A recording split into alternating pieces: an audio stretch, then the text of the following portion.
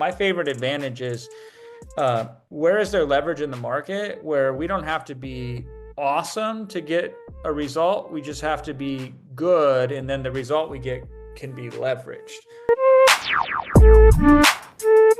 I would rather get great companies at good prices versus good companies at great prices. That sort of philosophy. So my favorite advantage is where is there leverage in the market where we don't have to be awesome to get a result. We just have to be good, and then the result we get can be leveraged. So when I think of that strategically, like the biggest campaign I ever did, guys, we did a $57 million launch in 226 days.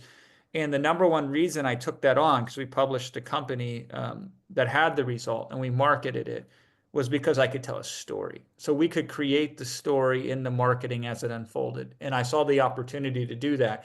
And that's different than a promotion. Promotions are whatever. We do those most of the time, but occasionally you can create a story inside of your market in real time. And I'm patient, so I churn down 9 or 10 or 15 potential deals so I can be ready for that one deal when it emerges. And they don't emerge very often, but when they do, you get behind them and then you get the most out of them as you possibly can. So that's some of the many, many facets of how I look at strategy. Man, Jason, I told you before, you remind me, you are like the black version, or you are the black version. Nice. My homeboy is the black version of you. He's my business partner, and and mentor when I started. And he told me when I first got in the game, one of the best things is leverage, some kind of strategic advantage. So when you said that again, another further proof of the comment I made. Let's get to the rapping thing because I find this interesting. Yeah.